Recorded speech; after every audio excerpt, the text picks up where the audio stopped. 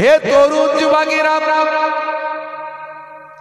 হে আমার বন্ধুরা, শুনে রেখে দিন বাবা, জেনে রেখে দেন। হে মুসলমান, একটুখানি লক্ষ্য করুন। হযরতে ওমর ফারুক রাদিয়াল্লাহু তাআলা আনহু নামাজের পরে মুচকি হেসে বলেছিলেন, বাবারা অপেক্ষা করো, সারিয়া যুদ্ধ থেকে ফিরে আসলেন, তার কাছ থেকেই তোমরা বিষয়টা জেনে নেবে। হে তরুণ যুবকেরা, হযরতে সারিয়া যখন যুদ্ধ থেকে ফিরলেন, মদিনা শরীফে যখন উপস্থিত হলেন, মদিনা শরীফের মসজিদে নববীর মুসল্লিরা ছুটে ছুটে গিয়ে হযরতে সারিয়াকে জিজ্ঞাসা করলেন, ভাই সারিয়া, জুম্মার দিনে শুক্রবারে তোমার নামটা ধরে আমাদের খলিফা মসজিদে নববীর খুতবার মাঝখানে তিনবার আওয়াজ দিয়েছিলে, ব্যাপারটা একটু খুলে বলবে? কি হয়েছিল কেসটা? হুজুর তো বললেন সারিয়া আসুক না, তাকে জিজ্ঞাসা করবে, তো তুমি একটু খুলে বলবে? তখন হযরতে সারিয়া চোখ ভরা পানি, বুক ভরা বেদনা নিয়ে সে সময় বলেছিলেন, হে তরুণ যুবকেরা, হে মসজিদে নববীর মুসল্লিরা, শুনে রেখে দাও, জেনে রেখে দাও বাবা, সেদিন যখন শুক্রবারের দিন জুম্মার সময় দুশ্মনে রাসূলরা, দুশ্মনে ইসলাম, যারা আমাদের সঙ্গে যুদ্ধের জন্য এসেছিল, যারা আমাদের নাম নিশানা মুছে দিতে চায়, মদিনা শরীফকে ধ্বংস করতে চায়, ইসলামকে বরবাদ করে দিতে চায়, মদিনার বাচ্চাদেরকে শহীদ করে দিতে চায়, মদিনার মা বোনেদের ইজ্জতকে নষ্ট করতে চায়, ইসলামের নাম নিশানা মুছে দিতে চায়, তাদের সঙ্গে আমরা প্রতিরোধমূলক যুদ্ধ করছিলাম। এমন সময় যুদ্ধ করতে করতে করতে করতে হঠাৎ করে আমি কানেতে একটা আওয়াজ শুনতে পেলাম। সে আওয়াজটা যেন আমার অতি পরিচিত আওয়াজ। আমি শুনতে পেলাম হযরতে ওমর ফারুক যেন আমাকে আওয়াজ দিচ্ছেন, হে সারিয়া পাহাড়, হে সারিয়া পাহাড়, হে সারিয়া পাহাড় বলে চিৎকার করছেন। আমি তখন মনে মনে চিন্তা করলাম, হযরতে ওমর ফারুকের আওয়াজ যেন আমার কানে ভেসে আসছে। আমি পাহাড়ের দিকে তাকিয়ে দেখলাম দুশমনেরা পাহাড়ের দিক থেকে ঘুরে আমাদের দিকে অ্যাটাক করার জন্য আসছে। আমি আমার সৈন্য সামন্তদের নিয়ে তাদের উপর নতুন করে ঝাঁপিয়ে পড়লাম, নতুন করে তাদের উপর ঝাঁপিয়ে তাদেরকে পরাস্ত করে আমি গাজী হয়ে ফিরে এলাম। সেদিন যদি হযরতে ওমর ফারুক যদি ওই আওয়াজটা না দিতেন, আজকে হয়তো আমি সারিয়া জিন্দা জীবিত হাজির থাকতে পারতাম না। এই জন্য আল্লাহর ওলিদের অন্তর্চক্ষু আছে বাবাজি। এই অন্তর্চক্ষুটা ইবাদত করতে করতে আল্লাহ খুলে দেন। নবীদের কাছে আল্লাহ নবুয়ত দিয়েছেন, রিসালাত দিয়েছেন। আল্লাহর ওলি বান্দাদের কাছে আল্লাহ ইলহাম দিয়ে থাকেন। হে তরুণ যুবকেরা, হে আমার মুরব্বিয়ানেরা, এই আল্লাহর ওলিদের কথা কেন আমরা বলি? কারণ তার কারণটা হলো আমার আল্লাহ কোরআন মাজিদে বলেছেন বলে। কোরআন মাজিদ খুলুন, যদি কেটে দিতে পারেন ওয়াজ করা বন্ধ করে দেব।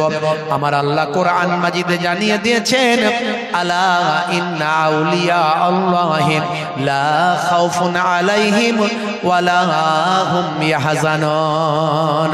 যারা আমার প্রকৃত ওলি বান্দা হয়, যারা আমার বন্ধু হয়ে যায়, আমি আল্লাহ বলি তাদের কোনো খৌফ নাই, ডর নাই, তাদের কোনো চিন্তা নাই। বুঝতে পারছেন? একদল মানুষ ওলি আউলিয়াদের কথা বললে গায়ে যেন তাদের চুলকানি হয়। তো কোরআনে ওলি আউলিয়াদের কথা আছে, তো চুলকাও, চুলকাও।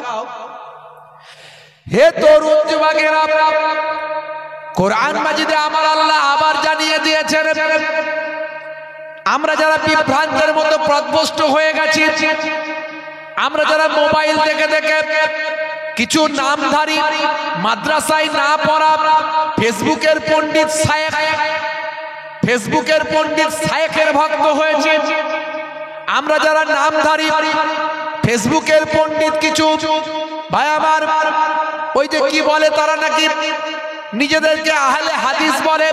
ভাই আহলে হাদিস আমরা, সবচেয়ে বড় আহলে হাদিস ছিল পশ্চিমবঙ্গের মধ্যে যদি কেউ থাকে সেটা হলো মুজাদ্দিদুজ্জামান হযরত পীর আবু বকর সিদ্দিক রাহমাতুল্লাহ আলাইহি, তিনি ছিলেন বড় আহলে হাদিস। হযরত আল্লামা রুহুল আমিন সাহেব রাহমাতুল্লাহ আলাইহি, তিনি ছিলেন বড় আহলে হাদিস। যারা হাদিস মেনে চলেন, হাদিসের পরিবারের মধ্যে যারা হন তাদের আহলে হাদিস বলা হয়।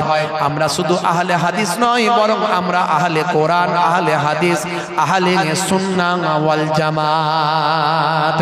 হে তরুণ যুবকেরা, হে আমার মুরব্বিয়ানেরা, কথিত যারা নামধারী কিছু বেরিয়েছে তারা হাদিসের সবগুলো মানে না, কিছু মানে আর কিছু ছেড়ে দেয়। ওরা আসলে হাদিস নয়, ওরা আসলে হদস। হে তরুণ যুবকেরা, ওরা এমন কিছু কথাবার্তা বলে সমাজের বুকে ফিতনা চালু করে দেয়। ফিতনা, অশান্তি। 17 বছর মাদ্রাসায় পড়েছে, তার কোনো দাম এরা দেয় না। 17 বছর পড়ার দাম দেয় না। এরা ফেসবুকের পণ্ডিত, যে মাদ্রাসায় কোনোদিন পড়েনি, কোরআন হাদিসের তার কি জ্ঞান থাকবে? আপনি ডাক্তার হয়েছেন, আপনি সার্জন নন, আপনি এমএস করেননি, মাস্টার অফ সার্জন, আপনি এমএস ডিগ্রি করেননি। আপনি কোথায় ফেসবুকে ইউটিউবে কিছু হয়তো অপারেশন করা দেখেছেন, তাই নিয়ে ছুরি চালাতে শুরু করে দিয়েছেন। পেশেন্ট বাঁচবে না মরবে? জোরে বলেন। ভাই আপনার এমএস ডিগ্রি নাই, আপনার ট্রেনিং নাই। আপনি 10 বছর 15 বছর ধরে আপনি পড়াশোনা করেননি। আপনি ইউটিউব ফেসবুকে হয়তো কিছু অপারেশন দেখেছেন, যেটা এখন নিজে ডাক্তার দাবি করে এখন অপারেশন শুরু করে দিয়েছেন। এখন পেট কাটতে শুরু করেছেন, সিজার করতে শুরু করেছেন, আপনি বাবা হার্টের অপারেশন করতে শুরু করেছেন। এখন আমাকে বলেন পেশেন্ট বাঁচবে না মরবে? পেশেন্ট সব ফিনিশ। এই জন্য কথাই বলে নিম ডক্টর খতরায় জান আর নিম মৌলবী খতরায় ঈমান। অর্থাৎ অল্প বিদ্যার যদি ডাক্তারের কাছে যান তাহলে বলা যায় না জান চলে যেতে পারে, আর অল্প বিদ্যার মৌলবীর কাছে যদি যান তাহলে ঈমান চলে যেতে পারে। বলবেন হুজুর এত ঝামেলা আমরা বুঝবো কি করে? যেমন করে আপনি চাষের ঝামেলা মেটাচ্ছেন, কারবারের ঝামেলা মেটাচ্ছেন, ব্যবসার ঝামেলা মেটাচ্ছেন, যেমন করে আপনি সব দুনিয়াদারির ঝামেলা মেটাচ্ছেন, ভালো উকিল পেয়ে আপনি ভালো করে আপনি ওকালতি ভাই আমার উকিলের কাছে গিয়ে আপনার জায়গা জমির ঝামেলা মেটাচ্ছেন, তেমন করে আপনাকে ভালো আলেমে হাক্কানির সোহবতে থেকে জীবনযাপন করতে হবে। এই অর্ডারটা কার? এই অর্ডারটা হলো আল্লাহ। এই অর্ডার কার? হে তরুণ যুবকেরা, আমার আল্লাহ কোরআন মাজিদে আবার জানিয়ে দিয়েছেন, ইয়া আইয়ুহাল্লাযীনা আমানুত্তাকুল্লাহা ওয়া কুনু মা'আস সাদিকিন। হে বিশ্বাসী বান্দারা, তোমরা আমি আল্লাহকে ভয় করো এবং সত্যবাদীদের সঙ্গী হয়ে যাও। জোরে হবে না? সত্যবাদী কারা? আলেমে হাক্কানি যারা, ওলিয়ে কামেল যারা। হে তরুণ যুবকেরা, আমার আল্লাহ আরো বলে দিয়েছেন কোরআন মাজিদের অর্ডার, ফাসআলু আহলায যিকরি ইন কুনতুম লা তা'লামুন। হে দুনিয়ার মানুষ শুনে রেখে দাও, যেটা তোমরা জানো না সেটা তোমরা জাননে ওয়ালাদের কাছে, আল্লাহর আলেমে হাক্কানি যারা জানে তাদেরকে আলেম বলা হয়। যেটা তোমরা জানো না সেটা তোমরা জাননে ওয়ালাদের কাছে গিয়ে জেনে নাও।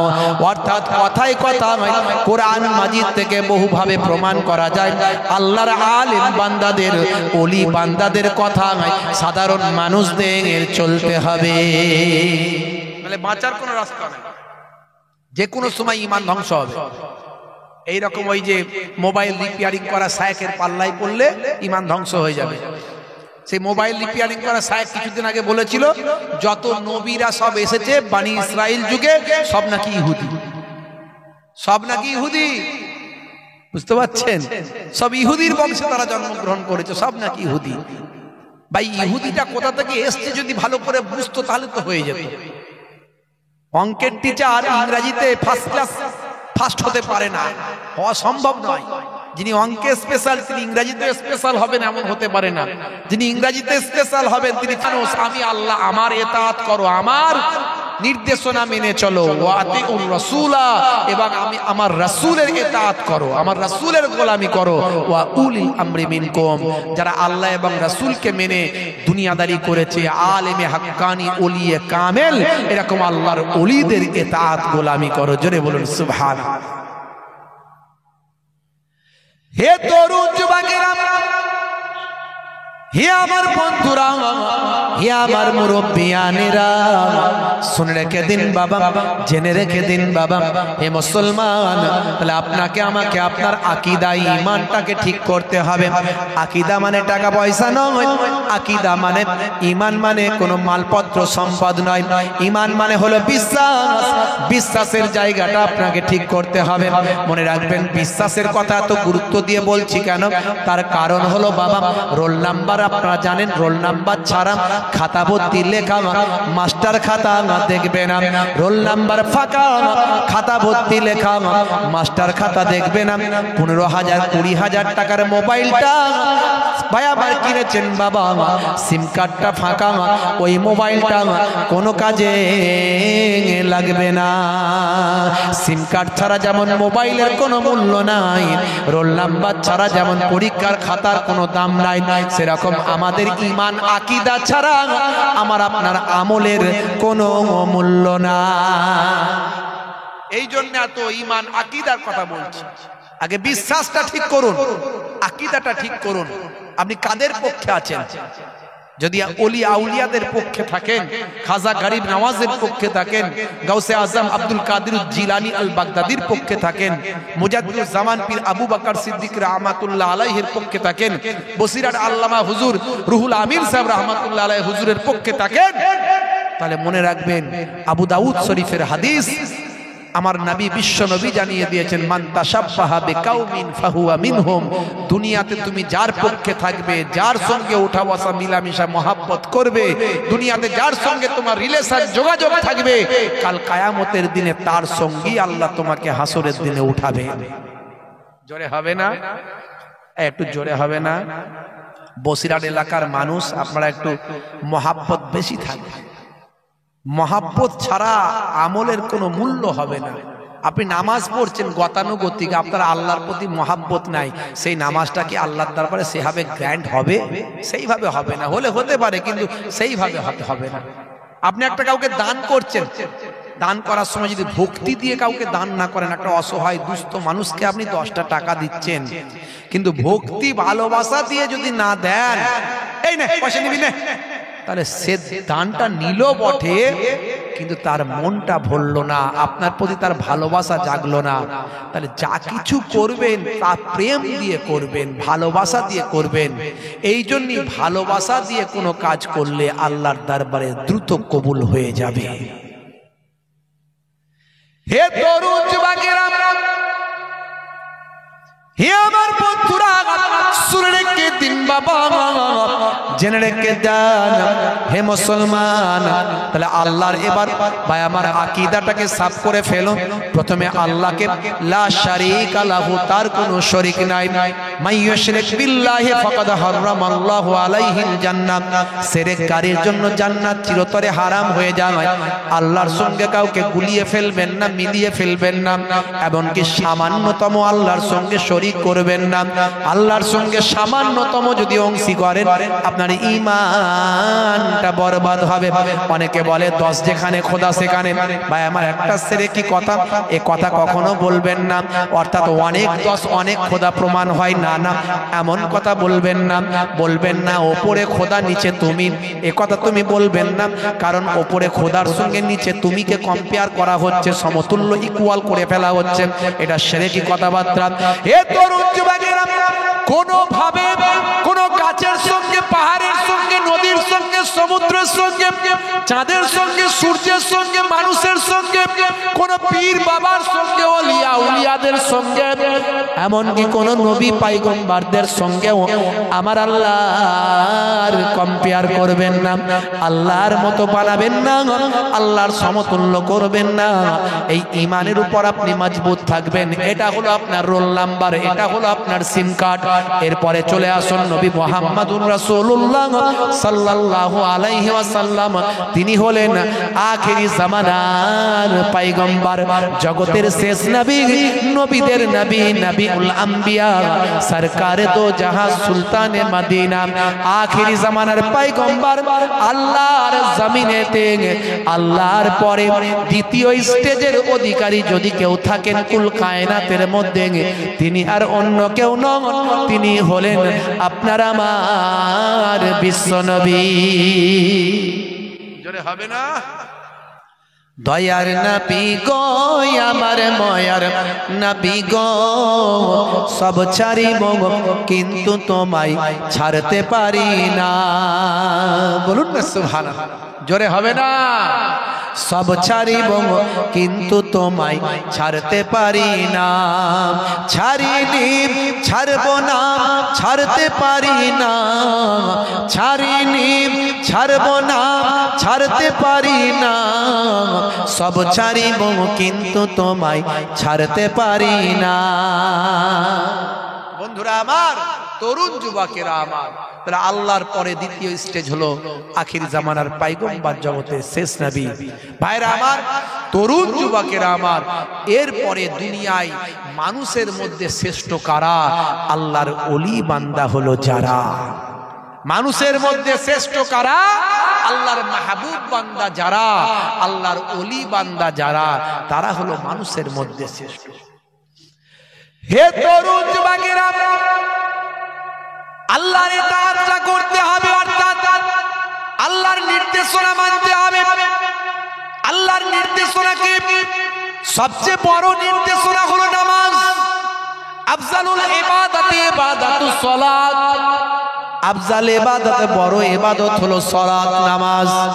কোরআন মাজিদে আমার আল্লাহ ৮২ জায়গায় নামাজের কথা বলেছেন। সেই নামাজ ছেড়ে দিলে চলবে না। আপনার মালিক যদি আপনাকে একটা কথা ২-৪ বার বলে, সেই অন্যায়টা যদি আপনি করে ফেলেন, ভুলটা করেন, আপনার মালিক আপনার উপর ভয়ঙ্কর ভাবে রেগে যায়। আর আমার আল্লাহর গোলাম, আল্লাহর সৃষ্টি, আল্লাহর বান্দা, আমরা মানুষ, আমরা যদি আল্লাহর ৮২ বার বলার পরেও আল্লাহর নির্দেশনা যদি আমরা ভুলে যাই, আমার আল্লাহ কত ভয়ঙ্কর ভাবে রাগান্বিত হবেন। হে তরুণ যুবকেরা, নামাজ ছেড়ে দেবেন না। মুসলমানের ছেলে নামাজ দিয়েছে ছেড়ে, মুসলমানের ছেলে নামাজ গেছে ভুলে। ভাই আমার, দোস্ত আমার, ১ জানুয়ারি এলেন, ২৬শে ডিসেম্বর এলেন, ২৫শে ডিসেম্বর এলেন, ২০শে জানুয়ারি এলেন, ২৩শে জানুয়ারি এলেন, ২৬শে জানুয়ারি এলেন। মুসলমানের ছেলে ফিস্টি করতে যায়, মুসলমানের ছেলে বাবা ভাই আমার ফিস্ট করতে যায়, টুরে যায়। সেখানে গিয়ে তারা ডিজে বাজিয়ে আনন্দ আমার ফুর্তিতে লেগে যায়। এমন অনেক ছেলে আছে না? নাই? আপনার দিককারের ছেলেরা ভালো, এদিককারের ছেলেরা ওসব ডিজে টিজে বাজায় না, বাজায় না। ওরে বাপরে বাপ! হ্যাঁ, মুসলমানের ছেলে ১ জানুয়ারি পালন করে। হে তরুণ যুবকেরা, এই জানুয়ারিটা এসেছে কোথা থেকে জানেন? ইতিহাস সার্চ করুন, গুগলে গিয়ে লিখুন জানুয়ারিটা এলো কোথা থেকে। নববর্ষ, ইংরাজি জানুয়ারি মাস। এই ইংরাজিতে নববর্ষ আজকে পৃথিবীর ম্যাক্সিমাম দেশেই পালন হয়।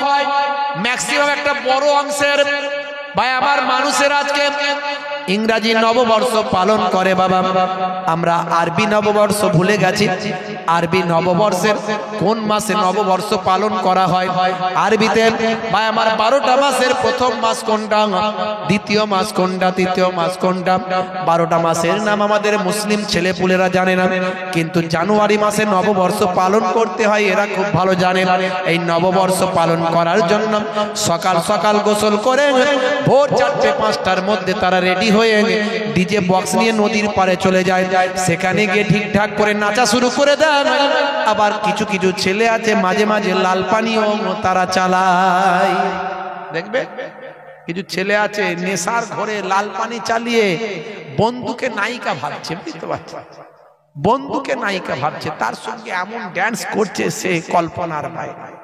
মুসলমানের ছেলে, হে তরুণ যুবকেরা, বছরের প্রথম দিন আজকে যারা পালন করছেন করছি, মনে রাখবেন এটা আমাদের কালচার নয়, এটা হলো তৎকালীন যুগে রোমানদের কালচার। সেটা আজকে ইংরেজদের কাছে, ইংরেজদের পূর্বপুরুষ যারা রোমানিয়ারা রোমানরা ছিল তারা বাবা এই রোমানদের কালচার হলো ভাই আমার দোস্ত আমার, তৎকালীন যুগে তারা একটা দেবতাকে মানত, জামুস বলে নাম। এই দেবতাকে তারা মানত, এই দেবতাকে তারা ভালো মন্দের মালিক মনে করত। আর এই দেবতার নাম অনুসারে তারা জানুয়ারি নামটা রেখেছিল, জামুস থেকে জানুয়ারি করেছিল। এই দেবতার কথা তারা চিন্তা করত। রোমানদের দরজার দেবতার নাম হলো জামুস, এই দরজার দেবতার নাম অনুসারে তারা জানুয়ারি মাস করেছিল। এ তরুণ যুবকেরা, এই দেবতার মাথা ছিল দুখানা, একটা সামনের দিকে একটা পেছন দিকে।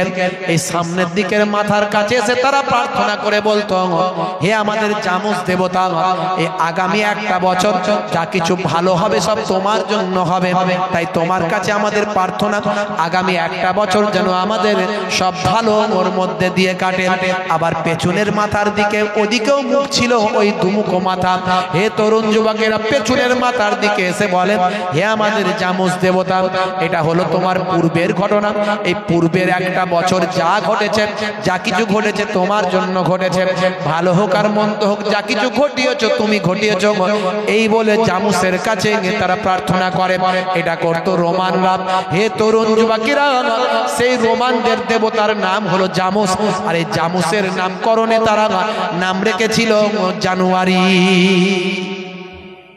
আর মুসলমানের ছেলে সে জানুয়ারি মাস এলে বলে হ্যাপি নিউ ইয়ার, দেখ আমার বাহার, ঠিকঠাক ঠিকঠাক। বাপ রে বাপ। হে তরুণ যুবকেরা, হে আমার বন্ধুরা, শুনে কে দিন বাবা, মনে রাখবেন বাবা, আজকে যারা নৃত্য করছেন, আজকে যারা ইহুদি নাসারাদের অনুসরণ করছেন, আজকে যারা তাদের মতো ডিজে বাজিয়ে ভাই আমার কেক কেটে প্রথম ভোর হতে না হতেই খাবার খেয়ে ভাই আমার দোস্ত আমার তাদের কালচারকে গ্রহণ করেছেন। কালচার যদি গ্রহণ করতে হয়, আমরা বাংলা নববর্ষকে পালন করতে পারি। ভাই আমার বাংলা নববর্ষকে আমরা মনে করতে পারি এটা হলো আমাদের প্রথম বর্ষ। পালন করা মানে মনে করা, স্মরণ করা। হে তরুণ যুবকেরা, কারণ আমরা যেহেতু বাঙালি হিসাবে আমি গর্বিত, ইন্ডিয়ান হিসাবে আমি গর্বিত। I am proud for my by আমার ইন্ডিয়ান, আই এম ইন্ডিয়ান। আমি ইন্ডিয়ান হওয়ার কারণে আমি গর্বিত। আই লাভ মাই ইন্ডিয়া, আমি আমার দেশকে ভালোবাসি, আমি আমার বাংলাকে ভালোবাসি। আমি প্রাউড, আমি গর্বিত ফর মাই আমার বেঙ্গলিয়ান, আমার বাঙালি হওয়ার কারণে আমি গর্বিত। আমি আমার বাংলাকে ভালোবাসি। আই লাভ মাই বেঙ্গলি, আমি আমার বাংলাকে ভালোবাসি।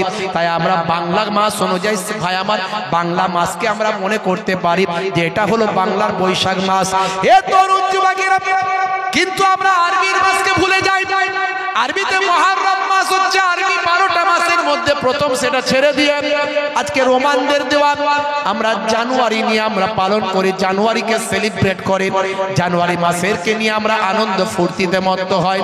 হে তরুণ যুবকেরা, বিভিন্ন ভাবে অশ্লীলতা সেদিন শুরু করি। কিছু মানুষ লাল পানি চালাই, সিগারেটের ধোঁয়া ওড়ায়, আর ডিজে বাজিয়ে হে মুসলমানের ছেলে যারা নৃত্য করে, নাচ গানে মত্ত থাকে। ভাই আবু দাউদ শরীফের হাদিস, বিশ্বনবী আমার জানিয়ে জানিয়ে দিয়েছেন, সোনার জবানে বলেছেন, দুনিয়াতে যাদের অনুসরণ করবে, অনুকরণ করবে, তাদের সঙ্গেই কিয়ামতের দিনে তোমাকে তোলা হবে। হে তরুণ যুবকেরা, আপনাকে আমাকে আল্লাহর নির্দেশনা পালন করতে হবে। আল্লাহর নির্দেশনা মানে নামাজ। নামাজ ছেড়ে দিলে হবে না। আজকে আপনি ভাই আমার ডিজে না বাজিয়ে ফিস্ট না করে, যেহেতু ইংলিশ নববর্ষকে আমরা অস্বীকার করতে পারি না, সারা পৃথিবীর মানুষের একটা বড় অংশ ইংলিশ নববর্ষ পালন করে, তাই আমরা ওইভাবে সেলিব্রেট, ওইভাবে পালন না করে আজকের দিনে প্রতিশ্রুতিবদ্ধ হতে পারে যে আগামী ইংরাজি 2024 সালটা আমি একদিনের জন্য নামাজ ত্যাগ করব না। কারণ আমার নবী, দয়ার নবী, দো জাহানের বাদশাহ হাবিবুল্লাহ, তিনি নিজেও জানিয়ে দিয়েছেন নামাজ হলো ইসলামের একটা খুঁটি। আসসালাতু ইমাদুদ্দিন, দিনের খুঁটি হলো নামাজ। যে দিনের খুঁটিকে মজবুত করলো, সে নামাজকে মজবুত করলো। সে দিনের খুঁটিকে মজবুত করলো। যে নামাজকে ছেড়ে দিল, সে দিনকে ধ্বংস করলো, দিনের খুঁটিকে নষ্ট করলো। তাই আজকে আমরা প্রতিশ্রুতিবদ্ধ হতে পারি, নামাজ ছেড়ে দেব না। বন্ধুরা আমার, তরুণ যুবকেরা আমার, মুরব্বিয়ানেরা আমার, নামাজ যদি কেউ ইচ্ছাকৃত হবে ছেড়ে দেয়, তার কি হবে? 14টা শাস্তি হবে। কতগুলো শাস্তি? নামাজ যদি কেউ ইচ্ছাকৃত হবে ছেড়ে দেয়, তার 14টা শাস্তি হবে। দুনিয়াতে হবে 5টা। দুনিয়াতে হবে কটা? দুনিয়াতে হবে 5টা, মৃত্যুর সময় হবে 3টে, আর কবরে গেলে হবে 3টে, আর কিয়ামতের দিনে হবে 3টে। নামাজ যদি কেউ ইচ্ছাকৃত হবে ছেড়ে দেয়, তার টোটাল শাস্তি হবে 14টা। তার মধ্যে দুনিয়াতে হবে 5টা। বেনামাজির চেহারায় নেককারের জ্যোতি থাকবে না, তার চেহারা দেখলে নেককার লোক বলে মনে হবে না। বেনামাজির রুজি রোজগারে বরকত হবে না। 2 নাম্বার, রুজিতে কোনোদিন বরকত পাওয়া যাবে না। হুজুর তাবিজ করে দেন, তাবিজ করে দেন, সেই রকম যদি হুজুর হয় তাবিজও করে দেবে, বলবে বাবা নামাজ ছেড়ে দেবে না। নামাজ ছেড়ে দিলে তোমার তাবিজে কোনো কাজ হবে না। আল্লাহর কোরআন যদি গলায় ঝুলিয়ে দাও, কিছু কাজ হবে না। তো নামাজ ছেড়ে দেবেন না। তাহলে 2 নাম্বার হলো জীবিকায় বরকত থাকবে না।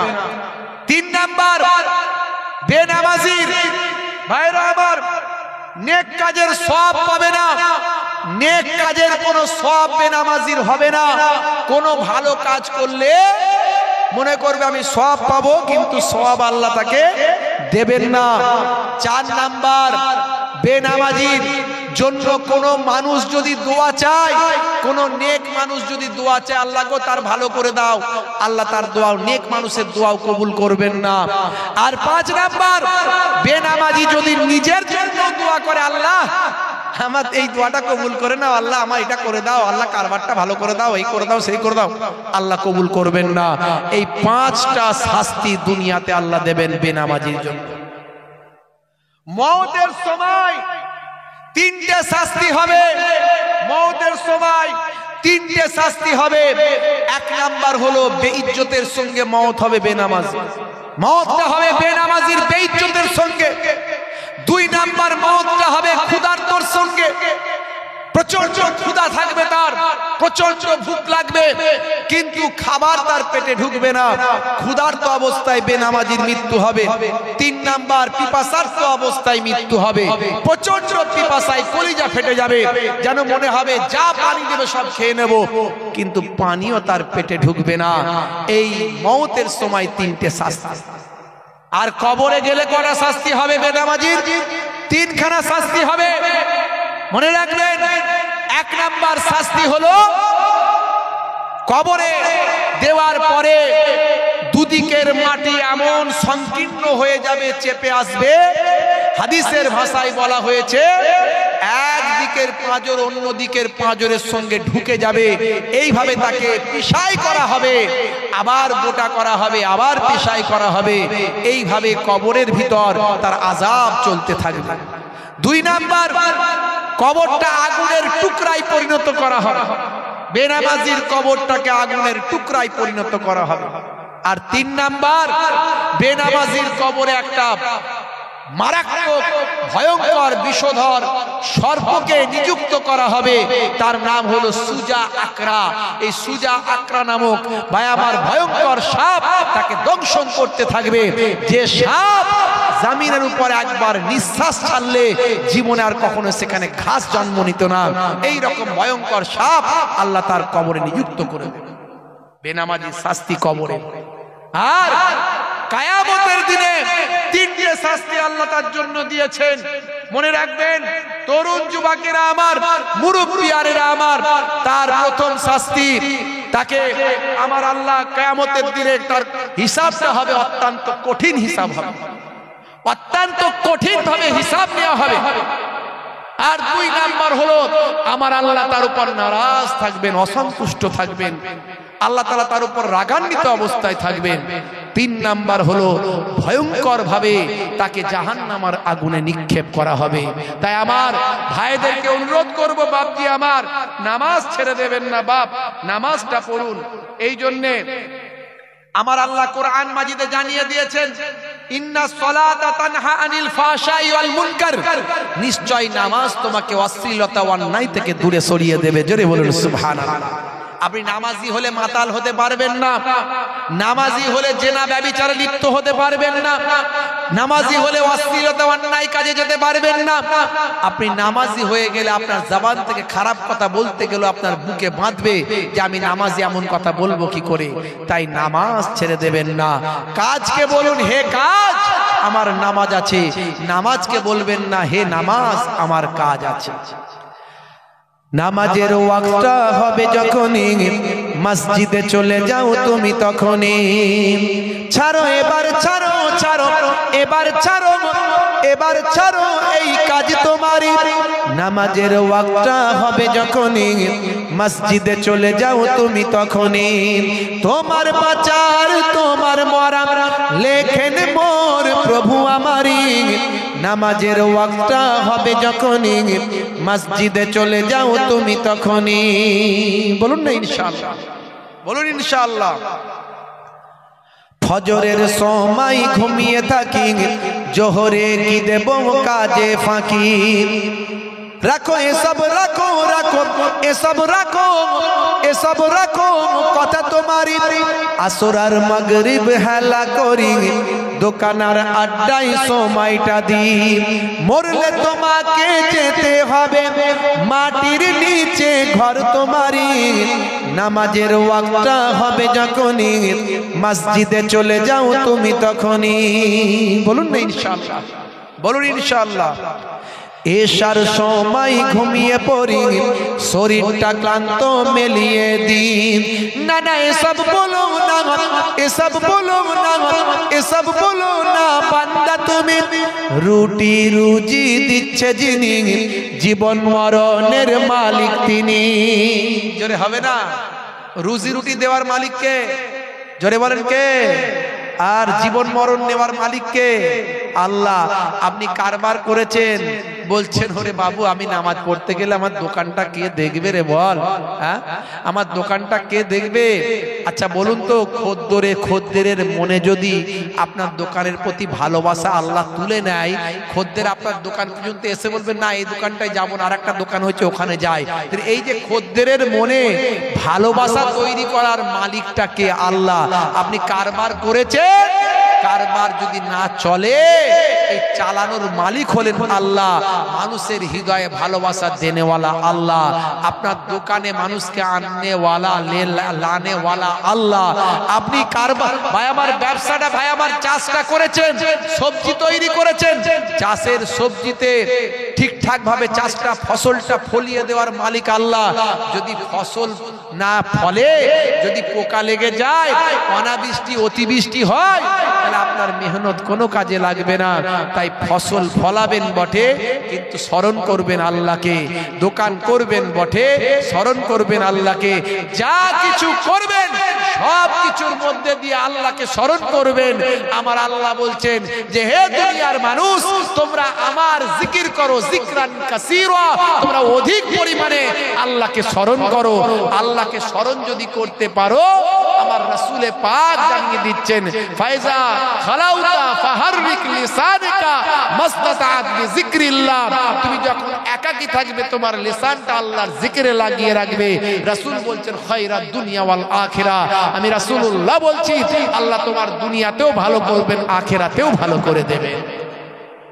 বাপজি আমার, তরুণ যুবকেরা আমার, জীবন মরণের মালিক হলেন আমার আল্লাহ। সে আল্লাহ বলছেন, বান্দা তোরা আমার হুকুম মান। আমার হুকুমের মধ্যে সবচেয়ে বড় হুকুম হলো নামাজ। হে তরুণ যুবকেরা, ডিটেইলস আমি বেশি বেশি করে বলতে পারবো না। নামাজের কথা একটু বললাম, রোজার কথা আমি আর বলছি না। রোজা, হজ, যাকাত, কালেমা, আমার আল্লাহর আদেশ আর নিষেধ। তা'মুরুনা বিল মারুফ ওয়া তানহাউনা আনিল মুনকার, ভালো কাজের আদেশ, খারাপ কাজের নিষেধ। ফামাইয়া আমাল মিসকালা যাররাতিন খায়রান ইয়ারা ওয়া মাইয়া আমাল মিসকালা যাররাতিন শাররান ইয়ারা। ভাই আমার, জাররা জাররা পরিমাণ যদি ভালো করেন, তার বিচার, তার পুরস্কার আমার আল্লাহ দেবেন। আর জাররা জাররা পরিমাণ যদি মন্দ কাজ, খারাপ কাজ করেন, তারও বিচার, তারও পুরস্কার আমার আল্লাহ দেবেন। তারও পানিশমেন্ট, তারও সাজা আমার আল্লাহ দেবেন। এটা আপনাকে মাথায় নিয়ে চলতে হবে। তাহলে আল্লাহর প্রতি বিশ্বাস, আল্লাহর প্রতি ঈমানটা ঠিক থাকবে। যেমন মুখে আল্লাহর প্রতি বিশ্বাস রাখবেন, অন্তরে রাখবেন, আর কার্যে পরিণত করবেন আল্লাহর নির্দেশনাগুলোকে মান্য করার মধ্যে দিয়ে। হে তরুণ যুবকেরা, হে আমার বন্ধুরা, এবার নবীর নির্দেশ, নবীর সুন্নত, নবীর ভালোবাসা, নবীর মহাব্বত, নবীর নির্দেশগুলোকে মানবেন, নবীকে মহাব্বত করবেন, রাসূলকে, দয়ার নবীকে ভালোবাসবেন। হে তরুণ যুবকেরা, দয়ার নবীকে কিরকম ভালোবেসেছেন বন্ধুরা আমার, সাহাবায়ে কেরামেরা কেমন ভালোবেসেছেন। হে তরুণ যুবকেরা, নবীর সুন্নতকে কেমন সাহাবারা ভালোবেসেছেন, নবীর সুন্নতকে কেমন করে আল্লাহর ওলি বান্দারা ভালোবেসেছেন। আজও আল্লাহর নেক বান্দারা আমার আপনার নবীর সুন্নতগুলোকে ভালোবেসে তারা চলেছে। জোরে হবে না বন্ধুরা আমার, তরুণ যুবকেরা আমার, বিশ্বনবী আমার বলছেন, যে আমার সুন্নতকে ভালোবাসলো, সে আমি নবীকে ভালোবাসলো। যে আমি নবীকে ভালোবাসলে আমার সঙ্গে জান্নাতি হলো। ফামান রাগিবা আন সুন্নতি ফালাইসা মিন্নি, যে আমার সুন্নতকে ইনকার করলো, যে আমার সুন্নতকে ঠুকরে দিল, যে আমার সুন্নতকে অস্বীকার করলো, সে আমার দলভুক্ত নয়। হে তরুণ যুবকেরা, হে আমার বন্ধুরা, হে আমার মুরব্বিয়ানেরা, 1450 বছর আগে বিশ্বনবী যে সুন্নতগুলো বলেছেন, সেই সুন্নতগুলো আপনি মেনে চলুন, আপনার দুনিয়া আখিরাতে কামিয়াবি হবে। দয়ার নবী আমার সুন্নতগুলোর মধ্যে সবচেয়ে বেশি গুরুত্ব দিয়েছেন যে সুন্নতের উপর, সেটা হলো মুখের দাড়ি। আজকে দাড়ি হয়েছে ফ্যাশন। বিরাট কোহলি দাড়ি রেখেছে, হরভজন সিং দাড়ি রেখেছে, লিওনেল মেসি দাড়ি রেখেছে। কথা ঠিক না বল? এই কিছুদিন আগে বিশ্বকাপ খেলা হলো, বিশ্বকাপ ক্রিকেট খেলা হলো না ভাই? এই ফাইনালটা কোথায় হয়েছিল বলেন? অনেকে অনেক কথা বলেছিল, গুজরাটে। হ্যাঁ, আর স্টেডিয়ামটার নাম কি? হ্যাঁ, নরেন্দ্র মোদী স্টেডিয়াম, আমাদের প্রধানমন্ত্রীর নামে। বন্ধুরা আমার, আপনারা জানেন পুরো টুর্নামেন্টে ভালো খেলা খেলেছিল বিরাট কোহলি।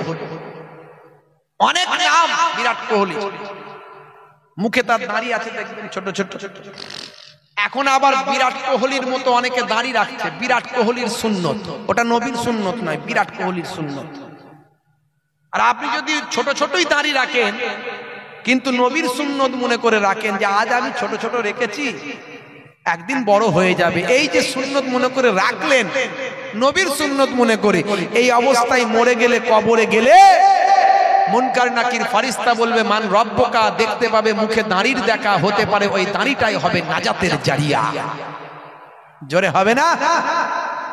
দাড়ি রাখতে লজ্জা পায় মুসলমানের ছেলে। বিরাট কোহলির মুখে দাড়ি আছে দেখে, হরভজন সিং, লিওনেল মেসি থেকে শুরু করে, হাসিম আমলা থেকে শুরু করে অনেক বড় বড় খেলোয়াড় প্লেয়ারদের মুখে দাঁড়িয়ে আছে।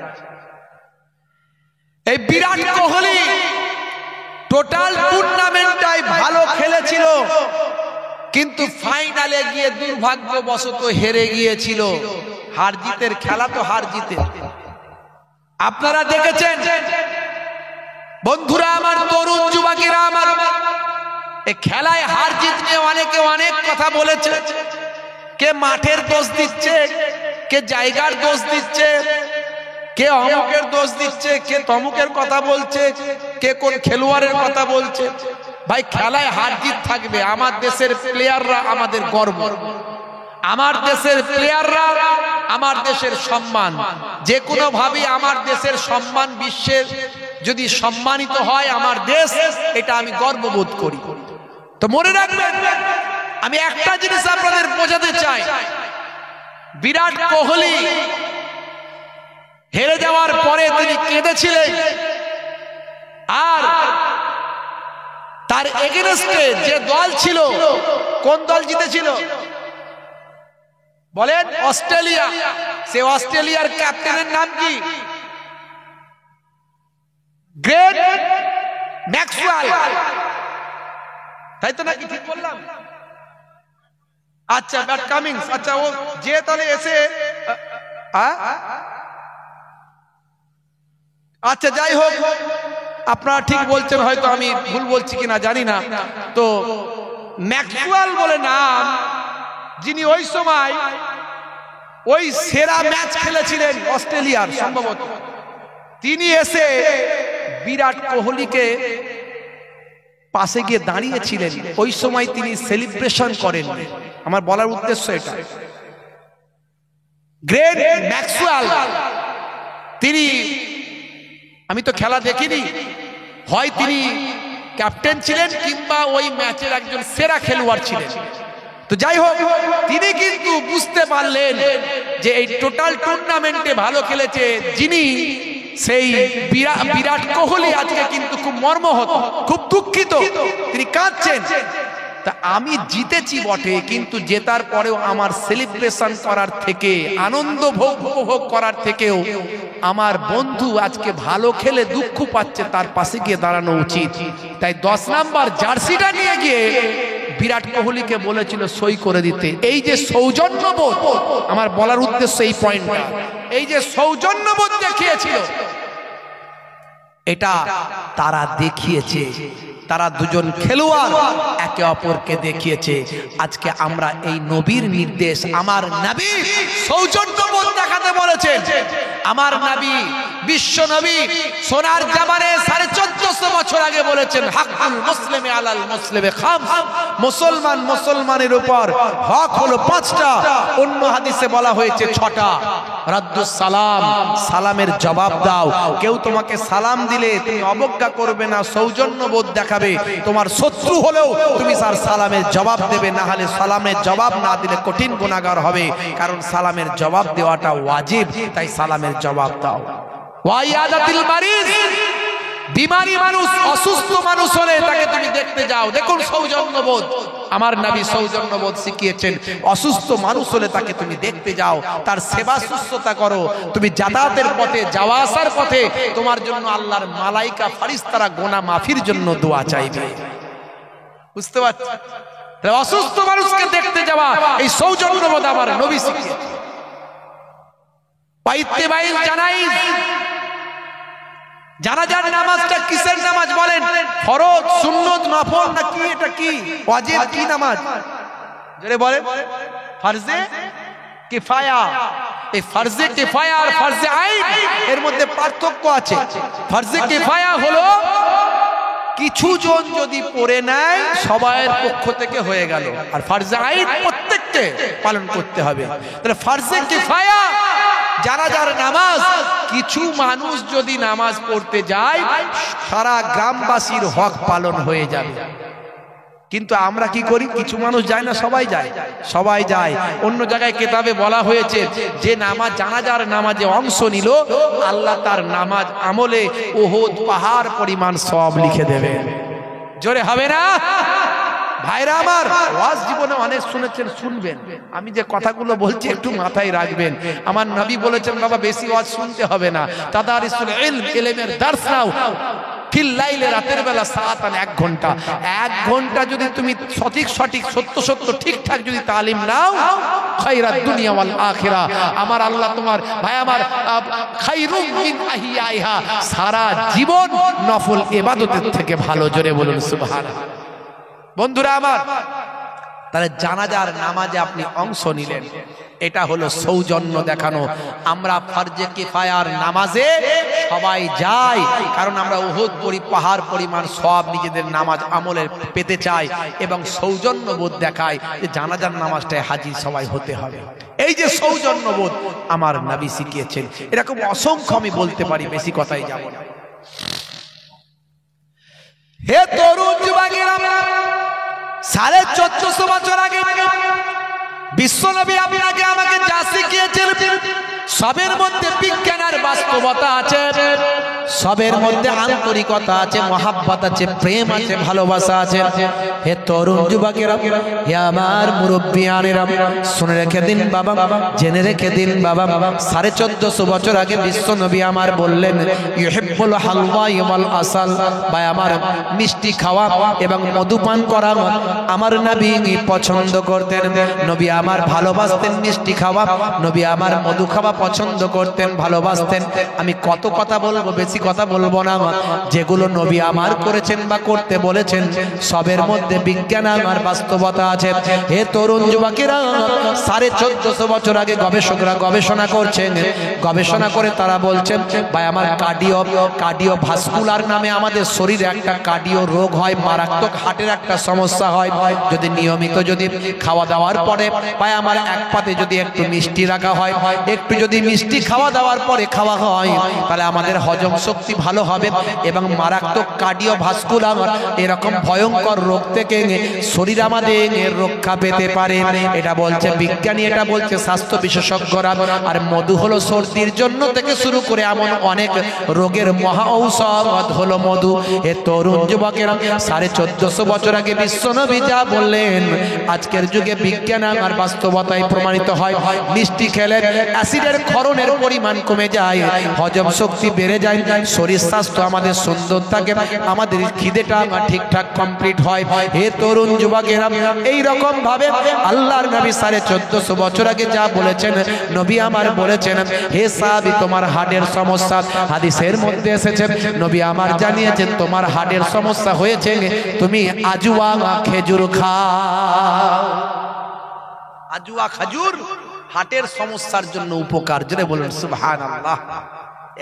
আজুয়া খাজুরের ইতিহাস আমি বলেছি, সালমান ফার্সি হুজুরের বাগানে প্রথম আজুয়া খাজুর শুরু হয়। আমার নবী পোড়া বীজ দিয়ে শুরু করলেন। ইহুদি হযরত সালমান ফার্সি হুজুরকে ছাড়বে না, সেজন্য বাহানা তৈরি করলো যে বীজগুলো পোড়া বীজ দিয়ে দিল, বলে এইগুলো গাছ হতে হবে, গাছ হলে ফল হবে তবে আমি ছাড়বো। আমার নবী ওই পোড়া বীজগুলো আল্লাহর নাম নিয়ে বসাতে শুরু করলেন। তৎক্ষণাৎ আমার আল্লাহর কুদরতি ক্ষমতায় পেছন দিকে শেষে যখন তাকিয়ে দেখলেন চারা ফুটে গেছে। ওই পোড়া বীজ থেকে আল্লাহ গাছ বানালেন, পরে ফল দিলেন, ফলগুলো সব কালো কালো ফল হলো এবং সবচেয়ে সেরা খাজুর হলো, সেই খাজুরটা হলো আজুয়া খাজুর। মদিনা শরীফে ভাই আমার সেখান থেকে চাষ শুরু হলো। জোরে বলুন সুবহানাল্লাহ। এই আজুয়া খাজুর এটা হলো হার্টের উপকার। বিশ্বনবী আমার বলেছেন, হাদিস পাকের মধ্যে এসেছে, যে ব্যক্তি সকালবেলা 7খানা আজুয়া খাজুর খাবে, সারাদিন তার শরীরে কোনো জাদু ক্রিয়া করবে না। জাদু তো দূরের কথা, এমনকি কোনো শারীরিক বিষক্রিয়াও শরীরে করবে না, শরীরে কোনো বিষক্রিয়া ইফেক্ট করবে না, শরীর থেকে বিষক্রিয়াও নষ্ট হয়ে যাবে। হে তরুণ যুবকেরা, হে আমার মুরব্বিয়ানেরা, শুনে রেখে দিন বাবা, জেনে রেখে দিন বাবা, বিজ্ঞানীরা এতদিন পর্যন্ত নবী যা বলেছেন সব তারা গবেষণা করে দেখেছেন। নারীর মধ্যে সায়েন্স আছে, ডান দিকে কাত হয়ে ঘুমানোর মধ্যে বিজ্ঞান আছে। পায়ের গিরার উপরে পোশাক পরতে নবী বলেছেন মা আসফালা মিনাল কাবাইনে মিনাল ইজারে ফিন্নার। এই পায়ের গিরার উপরে পুরুষদের পোশাক পরার মধ্যে সায়েন্স আছে। ডান দিকে কাত হয়ে ঘুমানোর মধ্যে সায়েন্স আছে। চেটে পুচে খাওয়ার মধ্যে সায়েন্স আছে। বসে পেচ্ছাপ করার মধ্যে বিজ্ঞান আছে। বসে পানি পান করার মধ্যেও সায়েন্স আছে। নবী যা শিখিয়েছেন যা কিছু সুন্নত সবের মধ্যে বিজ্ঞান আর বাস্তবতা আছে বাবা। এরকম অসংখ্য কথা আমি বলেছি, ইন্টারনেটে সার্চ করলে সব পাবেন। 15 থেকে 20 হাজার, কিছু কম বেশি 20-25 হাজার বক্তব্য আমার আছে। একটা একটা করে বলার চেষ্টা করেছি আগে। এ তরুণ যুবকেরা, হে আমার বন্ধুরা, সালটা হলো 2020 সাল। জায়গাটার নাম হলো ইংল্যান্ডের ম্যানচেস্টার বিশ্ববিদ্যালয়। ইংল্যান্ডের ম্যানচেস্টার বিশ্ববিদ্যালয় হল ঘরের ভিতরে একটা সেমিনার হলো। হে তরুণ যুবকেরা, রিলিজিয়াসের উপর, ধর্মের উপর সেই সেমিনারটা করা হলো। সেখানে বিভিন্ন ধর্মের ধর্মীয় ব্যক্তিত্বরা উপস্থিত হলো। তারা ধর্ম নিয়ে আলোচনা শুরু করে দিল। ধর্মীয় কথোপকথন, ধর্মীয় ডিবেট, ধর্মীয় লেকচার, বক্তৃতা তারা শুরু করলো। সেখানে ইসলামিক একজন স্কলার ছিল, খ্যাতনামা একজন স্কলার, নাম হলো আসরার রাশিদি। আপনারা জানেন ইন্টারন্যাশনাল একজন স্কলার। হে তরুণ যুবকেরা, তিনি ধর্মীয় ইসলামিক রিলিজিয়াসের উপর লেকচার দেন। সেই গোল টেবিলে ছিলেন তিনিও। সেই সময় একজন নাসারাদের পণ্ডিত বলল, হে আসরার রাশিদি ভাই, আপনার নবী যা বলেছেন সবের মধ্যে বিজ্ঞান বাস্তবতা আছে, আমি মেনে নিচ্ছি।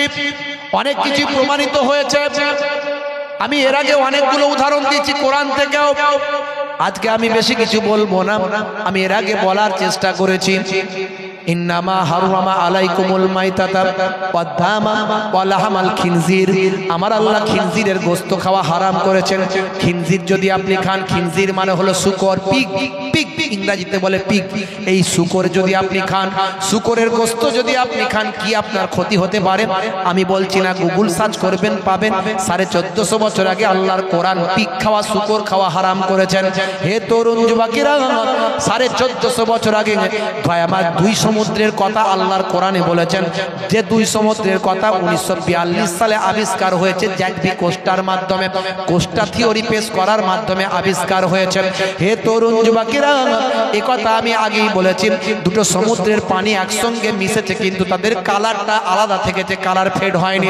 যে যার নিজের ভাই আমার কালার ঠিক রেখেছে, তারা একসঙ্গে মিলিত হয়েছে। ইন্টারনেটে আপনারা ভাইরাল ভিডিও দেখেছেন। হে তরুণ যুবকেরা, 1450 বছর আগে আল্লাহর কোরআন বলেছেন, মারাজাল বাহারাইনি ইয়ালতাকিয়ান বাইনাহুমা বারযাখুল লা ইয়াবগিয়ান। বহমান 2 সমুদ্র তারা মিলিত হয়েছে, কিন্তু তাদের দুজনের মাঝখানে আমি আল্লাহ একটা কুদরতি পার্থক্য করে দিয়েছি, যাতে করে তারা মিলেমিশে একাকার হতে পারে না। 1450 বছর আগে আল্লাহর কোরআন যা বলেছেন, বিশ্বনবীর হাদিস যা বলেছেন, আজকের যুগে বিজ্ঞান আর বাস্তবতায় প্রমাণিত হয়েছে। ম্যানচেস্টার বিশ্ববিদ্যালয়ের বিখ্যাত একজন নাসারাদের পণ্ডিত সেই সময় ইসলামিক স্কলার আসরার রাশিদিকে বলেছিল, হে মিস্টার আসরার রাশিদি, আপনি বলুন তো দেখি, আপনার নবীর সব কথা মেনে নিলাম, কিন্তু আপনার নবী বলেছেন 7 খানা সকালে যদি আজুয়া খাজুর খাওয়া হয়, তার সারাদিন শরীরে কোনো বিষক্রিয়া থাকতে পারে না। এটা কেমন কথা? বিষ খেয়ে নিয়ে যদি আজুয়া খাওয়া হয়, বিষক্রিয়া নাকি নষ্ট হবে, এটা কেমন কথা? হে তরুণ যুবকেরা, তারিখটা হলো 20 মার্চ 2020 সাল। প্রথম ইন্টারনেটে ভাইরাল হয়েছিল। হে জওয়ান যুবকেরা, হে আমার বন্ধুরা, আসরার রাশিদি সেই সময় তিনি বললেন, ঠিক আছে, আপনার কথাটা আমি এখনই বাস্তবায়িত করে দেখানোর চেষ্টা করি, কারণ আমি আজুয়া খাজুর খেতে পছন্দ করি। রাত দিন আমার কাছে আজুয়া খাজুর রাখি। এখানে যদি একটু লিকুইড কোনো বিষ থাকে আমাকে দেওয়া হোক। সঙ্গে সঙ্গে তিনি সেখান থেকে একটু বা আমার ইঁদুর মারা লিকুইড বিষ সেখান থেকে পেলেন, বা আমার কেমিক্যাল ইঁদুর মারা বিষ সেখান থেকে পেলেন। সেই ইঁদুর মারা বিষটা তিনি মুখে ঢক ঢক করে খেয়ে নিলেন, নিয়ে 7খানা ভাই আমার আজুয়া খাজুর তার সঙ্গী থাকতো, তিনি খেলেন। খাওয়ার পরে মানুষদেরকে দেখিয়ে দিলেন, দেখো দেখো আমার শরীরে দেখো কোনো ইফেক্ট কিছু করছে কিনা, আমি এখানে কয়েক ঘন্টা পর্যন্ত থাকবো, আমার কোনো ক্ষতি, এই ইঁদুর মারা, এই মারাত্মক কেমিক্যাল, মারাত্মক বিষ আমার শরীরে কোনো ক্ষতি ইনশাআল্লাহ করবে না। কারণ আমার নবী যা বলেন নিজের ইচ্ছায় বলেন না, মা ইয়ানতিকু আনিল হাওয়া ইন হুয়া ইল্লা ওয়াহিয়ুন ইউহা। আমার নবী নিজের ইচ্ছায় কোনো কথা বলেন না যতক্ষণ না আমার আল্লাহ ওহী দিয়ে না জানিয়ে দেয়। 7খানা খাজুর খাওয়ার নির্দেশ আমার নবী বলেছেন। আসল কথা কার? জোরে বলেন কার? আল্লাহ। বন্ধুরা আমার, এই কথাগুলো আমার বলার মানে কি, কেন বলছি? আপনার বিশ্বাসকে আরো মজবুত করতে চাইছি। আপনি কোরআন দেখে আল্লাহকে চিনুন, আপনি নবী দেখে আল্লাহকে চিনুন। আপনাকে কেউ বলতেই পারবে আল্লাহকে দেখা যায় না, আল্লাহকে মানো কেমন করে? আল্লাহকে দেখা যায় না, আল্লাহর নিদর্শন দেখা যায়। আমরা জানি কর্তা ছাড়া ক্রিয়া হয় না। তাহলে আকাশটা তৈরি করলো কে? জমিনকে তৈরি করেছে। কার ইশারায় গাছ, চারা গাছ থেকে এত বিশাল গাছ তৈরি হচ্ছে? সবই ন্যাচারাল। সবই ন্যাচারাল কোনদিন হতে পারে? ভাই আমার, তরুণ যুবকেরা আমার, আজকে বিজ্ঞান বলছে পৃথিবী সৃষ্টি হয়েছে। ভাই আমার, নবমণ্ডল ভূমণ্ডল সবকিছু সৃষ্টি হয়েছে বিগ ব্যাং থিওরি তারা দিচ্ছে। বিগ ব্যাং থিওরি, এই বিগ ব্যাং থিওরিতে তারা বলছে যে একটা বিন্দু ছিল আগে, কোটি কোটি বছর আগে। এই পৃথিবী সৃষ্টি হয়নি, আকাশ সৃষ্টি হয়নি, চাঁদ সূর্য গ্রহ উপগ্রহ সৌরজগৎ নবমণ্ডল ভূমণ্ডল সৃষ্টি হয়নি। তখন একটা বিন্দু ছিল, একটা বিন্দু, সেই বিন্দুতে বিস্ফোরণ হলো। বিস্ফোরণ, এই বিস্ফোরণ হয়ে তৈরি হয়ে গেল, কোথাও ছিটকে পড়লো পৃথিবী, কোথাও ছিটকে পড়লো মঙ্গল, কোথাও ছিটকে পড়লো বুধ, কোথাও ছিটকে পড়লো ইউরেনাস, কোথাও ছিটকে পড়লো নেপচুন, কোথাও ছিটকে পড়লো প্লুটো। এইভাবে আকাশ তৈরি হয়ে গেল, সব তৈরি হয়ে গেল, এইভাবে তৈরি হয়েছে। তারা বলছে বিগ ব্যাং থিওরি। আজকে 1450 বছর আগের কোরআন মাজিদ খুলুন, সূরা আম্বিয়া আয়াত নাম্বার 30 নাম্বার আয়াত সূরা আম্বিয়া খুলুন। আমার আল্লাহ কোরআন মাজিদে জানিয়ে দিয়েছে আকাশ জমিন সব একসঙ্গে লেগেছিল, আমি আল্লাহ সেখানে তাদের মধ্যে থেকে আমি সব পার্থক্য করে দিয়েছি। জোরে হবে না? জোরে হবে না? বন্ধুরা আমার, আজকে যেটা গবেষণা করা হচ্ছে 1450 বছর আগে আল্লাহর কোরআনে লিপিবদ্ধ হয়েছে। কে মানলো আর কে মানলো না দেখার দরকার নাই, কিন্তু আমার আপনার থেকে সেরা সেরা মানুষগুলো মেনেছে। কেসিয়া স্কেলে আমার আপনার থেকে হেভি লোক, সেরা মানুষ, greatest person in the world, সারা পৃথিবীর মধ্যে একজন শ্রেষ্ঠ মানুষ কেসিয়া স্কেলে।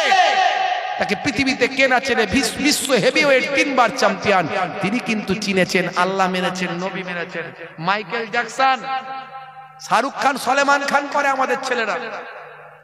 মাইকেল জ্যাকসন যখন মারা গিয়েছিল 4 ঘন্টার জন্য গুগল আউট হয়ে গিয়েছিল, আউট অফ, ভাই আমার, out of market, out of mobile থেকে আউট হয়ে গিয়েছিল, আউট অফ ওয়ার্ল্ড, ভাই আমার, ওয়ার্ল্ড থেকে, পৃথিবী থেকে গুগল হারিয়ে গিয়েছিল 4 ঘন্টার জন্য। মাইকেল জ্যাকসনকে নিয়ে পৃথিবীর মানুষ গুগলে এত সার্চ করেছে যে গুগল আর তার সহ্য করতে পারেনি, সহ্য ক্ষমতা হারিয়ে ফেলে মার্কেট থেকে আউট। ভাই আমার, সেই মাইকেল জ্যাকসন মারা যাওয়ার আগে বুঝতে পেরেছিল আল্লাহ ছাড়া বাঁচার কোনো রাস্তা নাই, আর প্রফেট মুহাম্মদুর রাসূলুল্লাহর মতো মহামানব পৃথিবীতে আর কেউ নাই। পড়ে নিলেন কালেমা পড়ে, ভাই আমার, মাইকেল জ্যাকসন মিকাইল নাম নিয়ে ঈমান কবুল করেছিলেন। হে তরুণ যুবকেরা, মিস্টার প্রেইল, এই অল্প কিছুদিন আগের কথা বলি, কষ্ট হচ্ছে আপনাদের? হ্যাঁ হুতে ছেড়ে দে, আমি খেতে পাচ্ছি। বিরিয়ানি হয়েছে নাকি? হ্যাঁ, অনেক আগে হয়ে গেছে, সব অনেক আগে হয়ে গেছে, নতুন কথা শুনতে হবে। বন্ধুরা আমার, তরুণ যুবকেরা আমার, নতুন বছরের কথা বললাম, আবার কথা বললাম। বন্ধুরা আমার, এই কষ্ট হচ্ছে আপনাদের? ঠান্ডা লাগছে? শেষ করে দেবো? অনেকে মনে করছে করে দিলেই ভালো হয়, তাড়াতাড়ি বিরিয়ানি খায় আর ঘুমায়। খুব সংক্ষেপে খিচুড়ি আবার গজল শুনলে, কে আবার কি পৃথিবী কেমন করে তৈরি হয়েছিল শুনলে, কত লোকের কত কথা। ওই জন্য আমি জিজ্ঞাসা করিনি কি বলবো। ভাইরা আমার, তরুণ যুবকেরা আমার, দরুদ শরীফ আল্লাহুম্মা। এখনো বলা যাবে, বলা হয়ে গেছে না, তোমার একার প্রশ্ন আমি বলবো না, এসব বলা হয়ে গেছে, সব বলেছি। তুমি কিভাবে সৃষ্টি হয়েছে কত বলেছি, ইন্টারনেটে সার্চ করো। আবার পুরানো কথা বলবো কেন? শুনতে ভালো লাগে, সবাইকে ভালো লাগে, এখন শুনে ফেলেছি সবাই। দরুদ শরীফ আল্লাহুম্মা সাল্লি আলা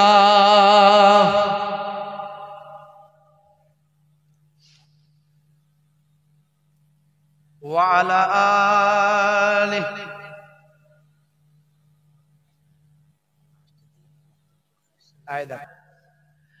আজানে আমার নবীর নাম আল্লাহর সঙ্গে, কোরআন মাজিদে আমার আল্লাহর সঙ্গে নবীর নাম, নামাজে আমার আল্লাহর সঙ্গে নবীর নাম, জান্নাতের দরজায় আমার আল্লাহর সঙ্গে আপনার আমার বিশ্ব নবীর নাম। সেই নবীকে আপনাকে আমাকে ভালোবাসতে হবে, যেমন আল্লাহকে ভালোবাসবেন, পাশাপাশি রাসূলকে ভালোবাসবেন। হে তরুণ যুবকেরা, হে আমার মুরব্বিয়ানেরা, শুনে রেখে দিন বাবা, জেনে রেখে দিন বাবা, কেমন ভালোবাসা বাবা শুনে রেখে দেন। একটা ছোট্ট ভালোবাসার কথা বলি। যারা মক্কা শরীফ, মদিনা শরীফে গেছেন, এরকম হাজী সাহেব যদি থাকেন, আমার কথাটা মনে পড়ে যাবে। আমি একটু বাস্তব উদাহরণ দিতে ভালোবাসি, বিজ্ঞান আর ইতিহাস থেকে বেশি বলতে ভালোবাসি, তাতে আমার যুব সমাজের নজরে তাড়াতাড়ি যাবে এবং মাথায় ঢুকবে। যারা হজ করতে গেছেন তাদের জিজ্ঞাসা করবেন, কাবা শরীফের চত্বরে একটা পাথর বিছানো আছে, ওই পাথরটার কালার হলো সাদা। এখানে কেউ হাজী সাহেব আছেন, হাত তুলে দেখাতে পারেন? কেউ আছেন হাজী সাহেব? হ্যাঁ, কেউ হাজী সাহেব নাই? আছেন কেউ? হ্যাঁ, কেউ নাই?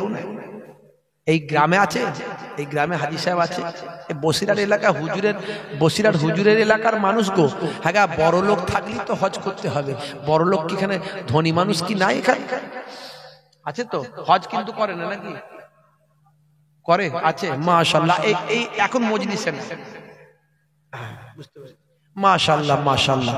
তো যাই হোক ভাইরা আমার, তরুণ যুবকেরা আমার, মুরব্বিয়ানেরা আমার, তো হাজী সাহেবদের জিজ্ঞাসা করবেন, কাবা শরীফের চত্বরে যে পাথরটা বিছানো আছে, ওই পাথরটা হলো সাদা পাথর। হে তরুণ যুবকেরা, এমনি আরবের টেম্পারেচার হলো গরম, টেম্পারেচার সবসময় হাই, 40, 42, 45 ডিগ্রি, সবসময় ওখানে প্রচন্ড গরম, মরু এলাকা, শুকানো পাথর।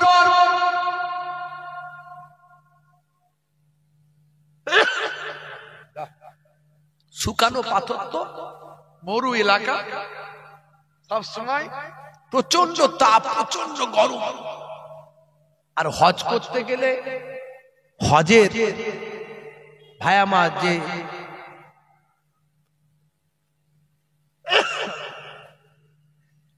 হজের যে ফরজ গুলো, তার মধ্যে কাবা ঘর তওয়াফ করতে হবে। কাবা ঘর তওয়াফ না করলে হজ হবে বাবু?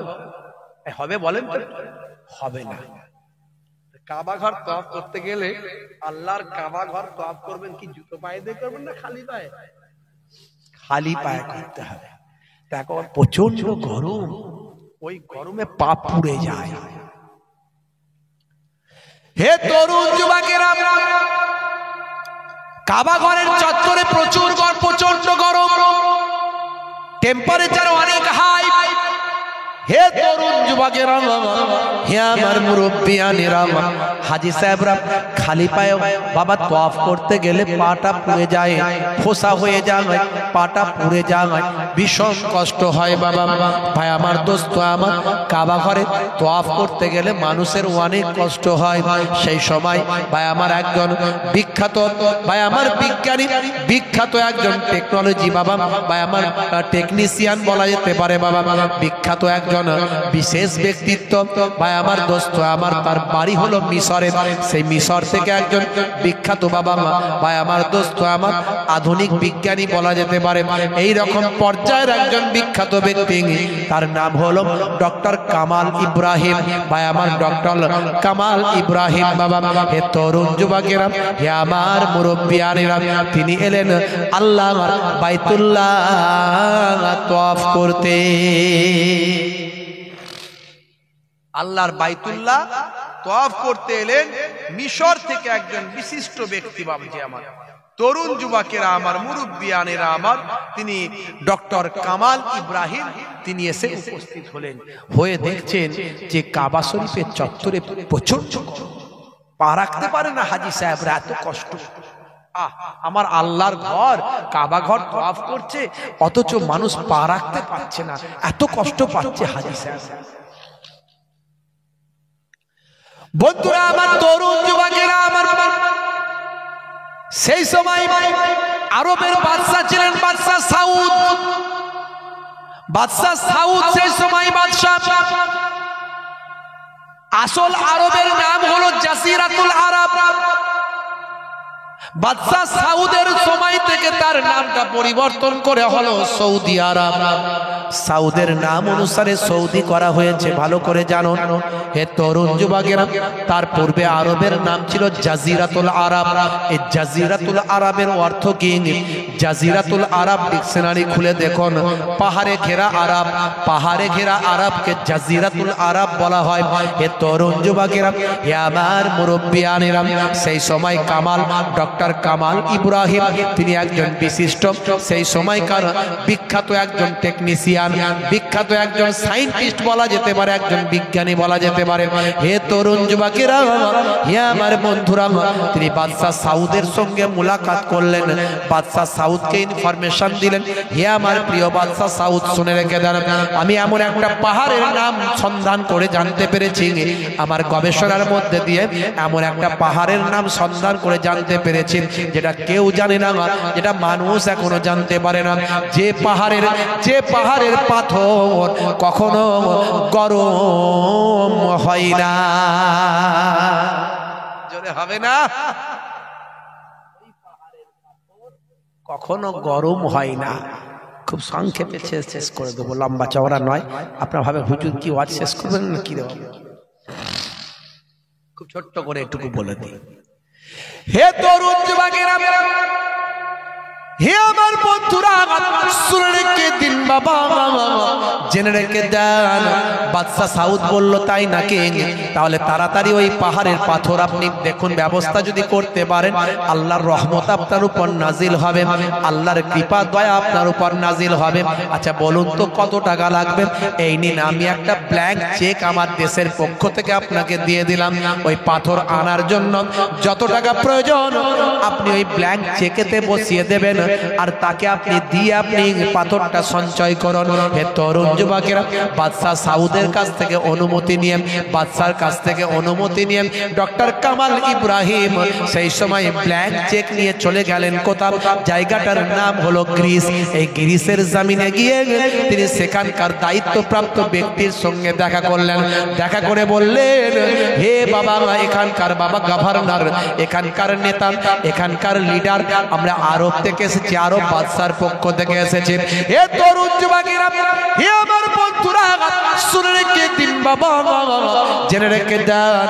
সেই সময় তিনি দাবি করলেন, ওই পাহাড়টা ছোট পাহাড়, কিন্তু ওই পাহাড়ের একটা অংশের পাথর আমার প্রয়োজন, যা টাকা পয়সা লাগবে সবটাই দেব।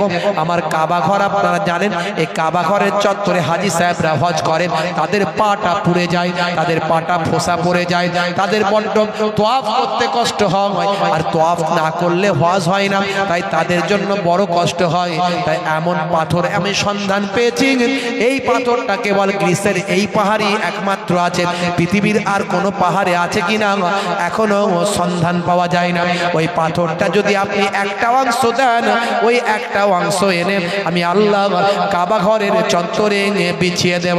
আমি আরবের সরকারের পক্ষ থেকে এসেছি, এই নেন ব্ল্যাঙ্ক চেক, খালি চেকটা আপনাদের দিয়ে দিলাম।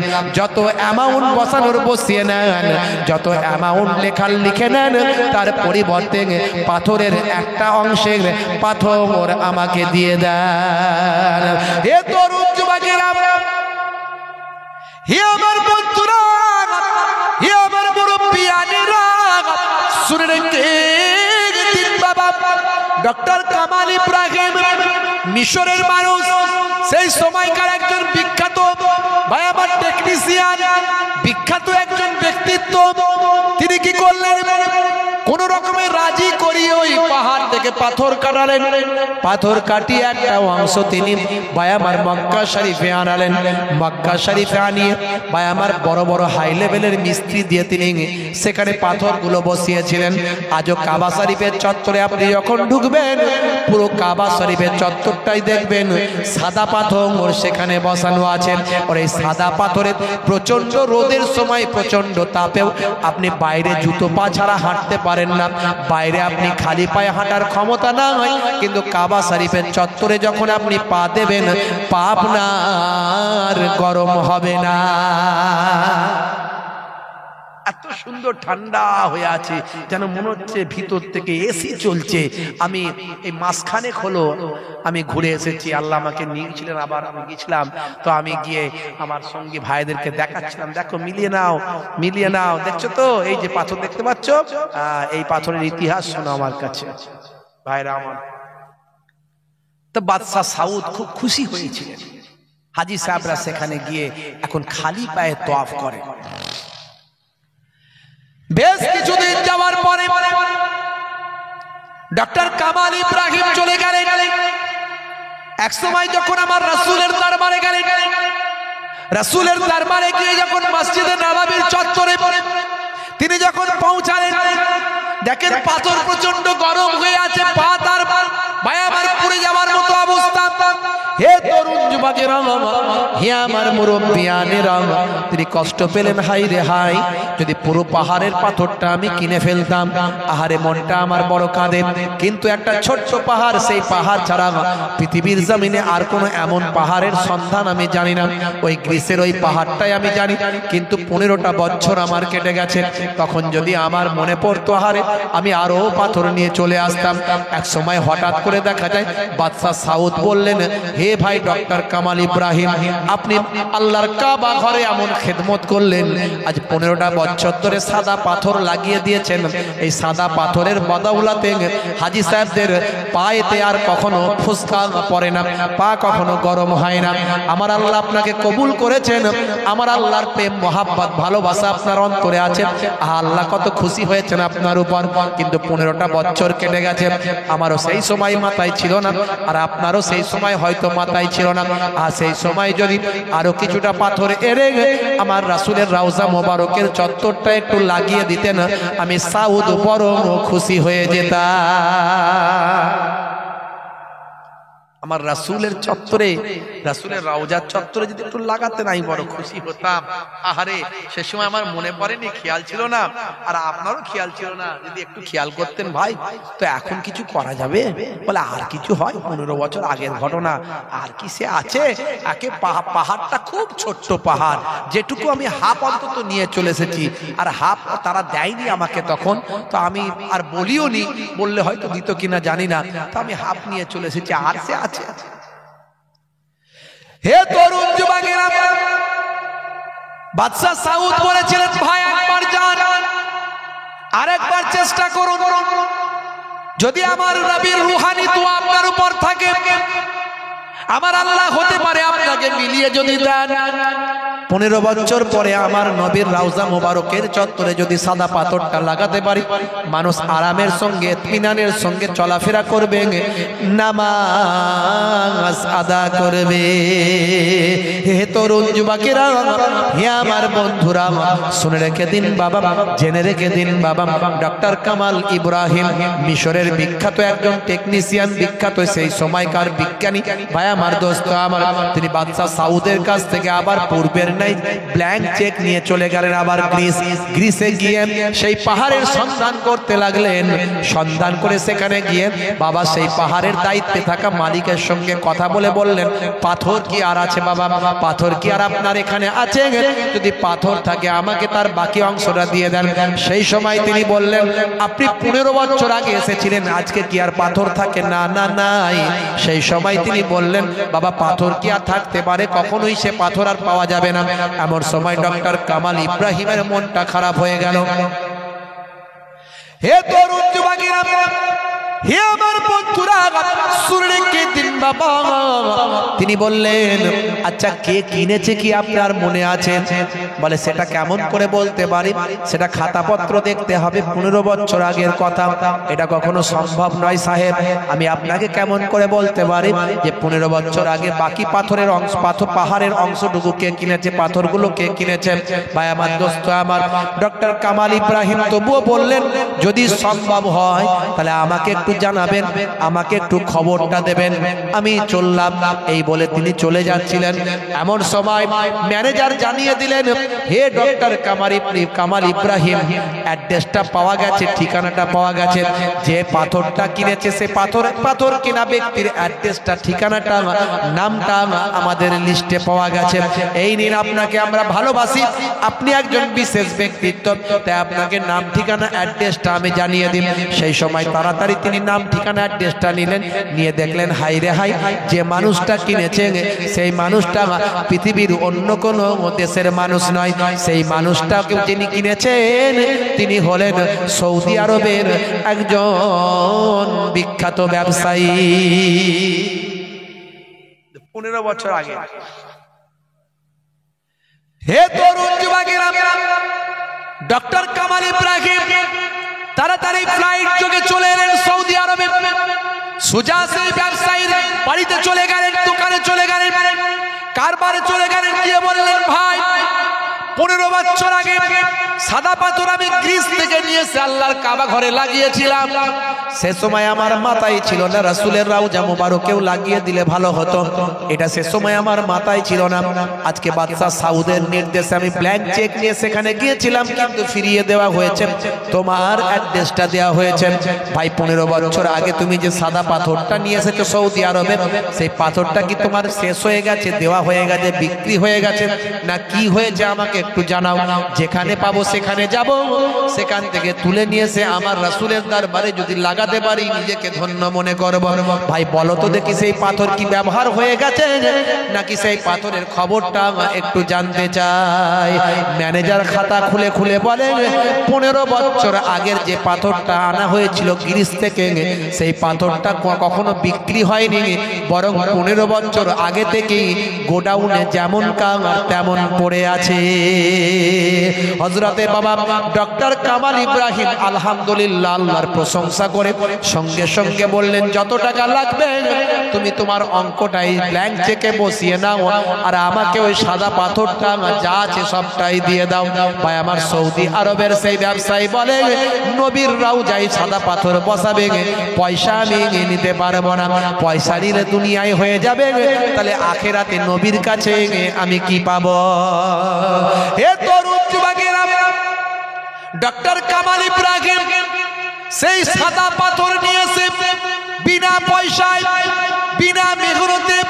তার নিজের জীবনে কখনো মজুরি নিলেন না, যত মিস্ত্রি সব লাগিয়েছিলেন কোনো মজুরি নেননি, বিনা পয়সায়, বিনা ভাই আমার সবকিছু তিনি নিজের খরচা দিয়ে করে, ভাই আমার আল্লাহর নবীর রওজা মোবারকের চত্বরে, মসজিদে নববীর বাইরে চত্বরে সাদা পাথরটা তিনি সেখানে বসিয়ে দিয়েছেন। বাদশা সাউদের আমল থেকে আজ পর্যন্ত সেই সাদা পাথরে যারা খালি পায়ে হাঁটে জিজ্ঞাসা করবেন, প্রচন্ড রৌদ্রের কারণে অন্য পাথরে যখন পা রাখা যায় না, সেই সাদা পাথরে তারা পা দিয়ে অনায়াসে হাঁটাহাঁটি করে, ঠান্ডা যেন মনে হচ্ছে বরফ বের হচ্ছে। বলার উদ্দেশ্য হলো, একটা ডক্টর কামাল ইব্রাহিম একজন বাবা মিশরের মানুষ, তার মধ্যে কেমন আল্লাহ প্রেম, নবী প্রেম। হে তরুণ যুবকেরা, যার হৃদয়ে আল্লাহ প্রেম, নবী প্রেম থাকবে, আমার আল্লাহ তাকে কখনো নিরাশ করবেন না। আপনি কখনো মায়ুস হবেন না, আপনি কখনো নিরাশ হবেন না। আপনার মধ্যে আল্লাহ প্রেম নবী প্রেম থাকলে, আর আল্লাহ প্রেম নবী প্রেমকে বাস্তবায়িত করতে গেলে আল্লাহর নির্দেশ রাসূলের সুন্নত আপনাকে মেনে চলতে হবে। তাই আজ থেকে প্রতিজ্ঞা করুন রাসূলের সুন্নত মেনে চলবো, আল্লাহর নির্দেশ মেনে চলবো। যাদের ভিতরে সুন্নত পাওয়া যায় তারা কেউ পথহারা হয় না। রাসূলের পথে যারা চলে দুনিয়ায় বাতিলের বাধা তারা মানে না। নিশীথ রজনীতে সেজদাতে যায়, হুসাইনি তাদের নিয়ে ভাবনাতে রয়। বিপদের মাঝে তারা যতই পড়ুক, বিপদের মাঝে তারা যতই পড়ুক, রাসূলের তরিকা ছাড়ে না। যাদের ভিতরে সুন্নত পাওয়া যায় তারা কেউ পথহারা হয় না। বলুন না সুবহানাল্লাহ, জোরে হবে না ভাইরা আমার। যাই হোক, 5 ওয়াক্ত নামাজ ছেড়ে দেবেন না, রাসূলের সুন্নত গুলো ভুলে যাবেন না। নামাজ আজ থেকে ওয়াদা করুন নামাজ ছাড়বো না। আজ থেকে ওয়াদা করুন নামাজ পড়া শুরু করব। কাজা হলে কাজা পড়বেন, কিন্তু নামাজ ছাড়বেন না। আর রাসূলের সুন্নত গুলো স্টার্টিং করতে গেলে আপনি সবচেয়ে আগে নবীর সুন্নত, দাড়িটা অন্তত ছোট ছোট হলেও রাখুন। আজ ছোট আছে, কাল বড় হয়ে যাবে। সুন্নতটা রাখা শুরু করুন। দাড়ি এখন সৌন্দর্যের প্রতীক। আপনার দাড়ির দ্বারা আপনাকে সুন্দর লাগবে, কিন্তু কোন নেতা মন্ত্রী খেলোয়াড় প্লেয়ার রেখেছে বলে নয়, আমি রাখছি নবীর সুন্নত মনে করে। এই মনে করে দাড়িটা রাখা শুরু করুন, দেখবেন আমার আল্লাহ কবুল করে নেবে। আপনার মধ্যে যদি আল্লাহর মাহাব্বত রাসূলের সুন্নত থাকে, আমার আল্লাহ আপনাকে কখনো মায়হুস করবেন না, আপনাকে কখনো ভাই আমার অসহায় বানাবেন না, আপনাকে কখনো তানহাই আপনার মধ্যে আসবে না, আপনার মধ্যে কখনো অবহেলা আসবে না। আল্লাহর প্রতি আল্লাহর মাহাব্বত, আল্লাহর ভালোবাসা আপনি পাবেন, এবং রাসূলের রুহানি নেক নাজার নেক ফায়েজ পাবেন। আর এই রুহানি নেক নাজার নেক ফায়েজ পেতে গেলে, আল্লাহর ভালোবাসা পেতে গেলে আপনাকে আমাকে ওলি আউলিয়াদের তরিকা ধরে, ওলি আউলিয়াদের দেখানো পথে চলতে হবে। যেভাবে খাজা গরিব নওয়াজ হুজুর চলেছেন, নিজামুদ্দিন আউলিয়া হুজুর চলেছেন, পীর আবু বকর সিদ্দিক রাহমাতুল্লাহ দাদা হুজুর চলেছেন, হযরতে বসির আর আল্লামা হুজুর চলেছেন।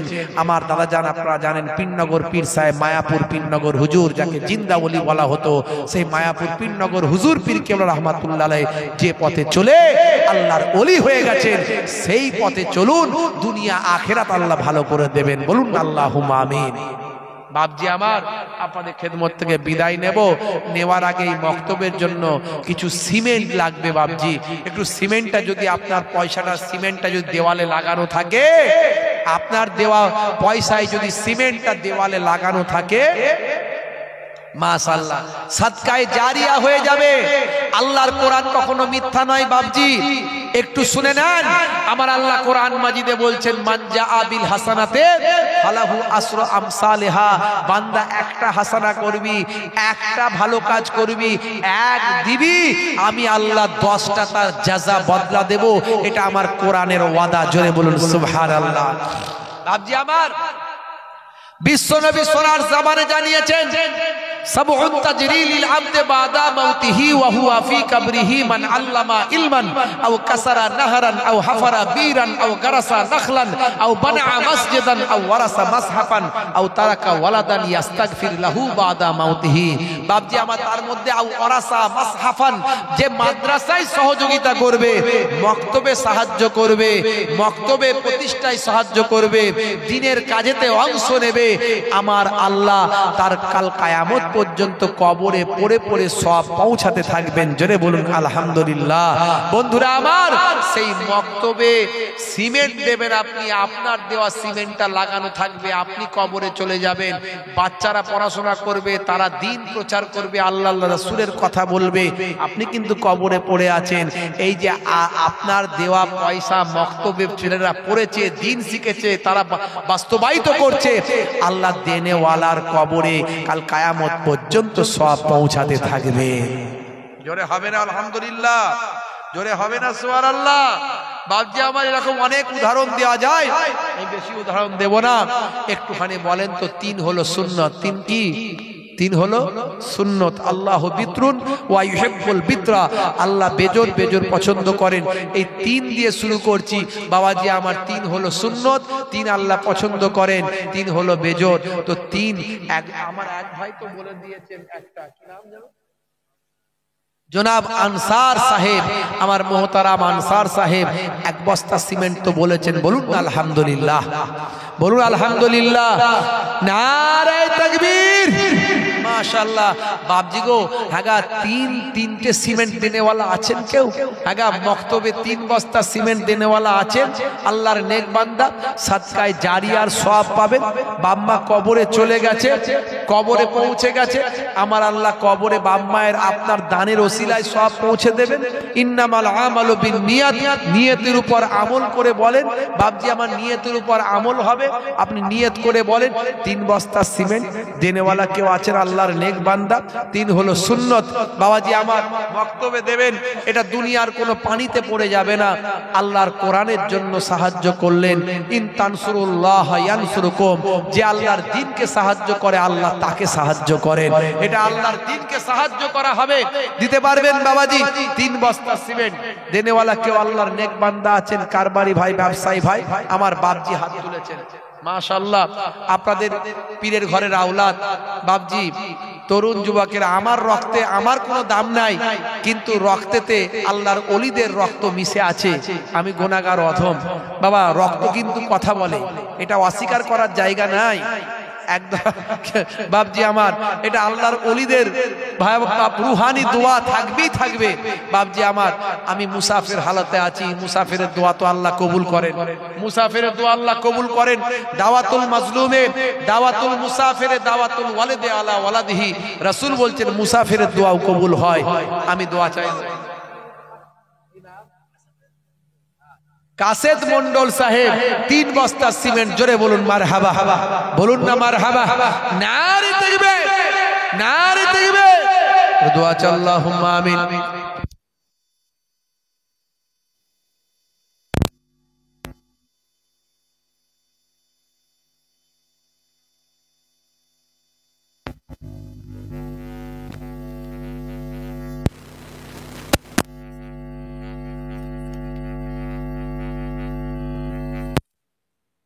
মাবুদ তুমি অন্তরের খবর জানো, কি নিয়ত করে দান করছে। কেউ নিজের বাপের জন্য দেয়, মায়ের জন্য দেয়, ছেলে আলা ওলাদ সন্তান সন্ততি কাজ কারবারের জন্য দেয়। তুমি চাইলে ভেলোর পালাতে পারো, ক্যান্সার দিতে পারো, হার্ট অ্যাটাক দিতে পারো, লক্ষ লক্ষ টাকা খরচ করাতে পারো। আবার তুমি চাইলে র্যান্টাক জিনটাকে সুস্থ রাখতে পারো, সামান্য সামান্য কোয়াক ডাক্তারে সুস্থ রাখতে পারো। মাবুদ গো, তোমার বান্দারা দান করছে, দাতা হলো তোমার বন্ধু, বখিল হলো তোমার শত্রু। সিমেন্ট দান করছে, মক্তবে মক্তবে লাগানো থাকবে, তুমি ওয়াদা করেছো সাদকায়ে জারিয়ার সওয়াব দেবে। তুমি বান্দাকে, বান্দার জন্য ওয়াদা করেছো 1-এর বদলে 10 দেবে। হাদিসে কুদসির মধ্যে তোমার নবী জানিয়েছে 1-এর বদলে 100 700 বেহিসাব মালে মালামাল দেওয়া হবে। মাবুদ গো, তোমার বান্দাদের মনের নেক আশা আরজুগুলো কবুল মঞ্জুর করে নাও, এমন মালে মালামাল করে দাও, জীবনে জিন্দেগিতে একবার না একবার দিদারে কাবা, দিদারে মদিনার মেহমান বানিয়ে দাও, আমিন। আর কেউ আছেন বাবাজি 1 বস্তা 2 বস্তা 3 বস্তা? একটু হাত তুলে বলতে পারেন সিমেন্টটা দেবেন। আর বেশি কিছু বলবো না, আমার পূর্বের বক্তা তিনি তো একটু আদায় করেছেন, আমি বেশি কিছু বলবো না।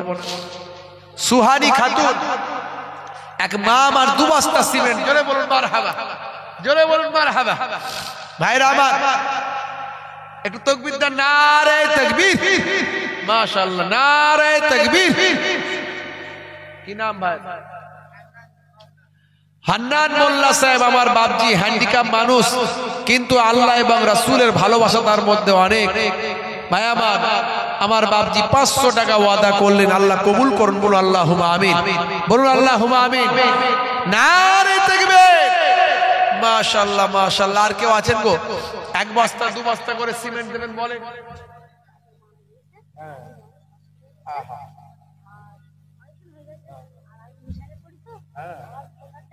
আচ্ছা, কোথায় পড়ো মিশনে? হ্যাঁ, আল হেরাম, বাহ, ঠিক আছে। তুমি কি দিচ্ছ এটা? 2000 টাকা দিচ্ছে, বাচ্চাটা মিশনে পড়ে, আর এর বোনও মিশনে পড়ে। দোয়া বোন বাড়িতে, আচ্ছা দোয়া করবেন আল্লাহ যেন বাচ্চাটা তাকদীর বুলন্দ করে।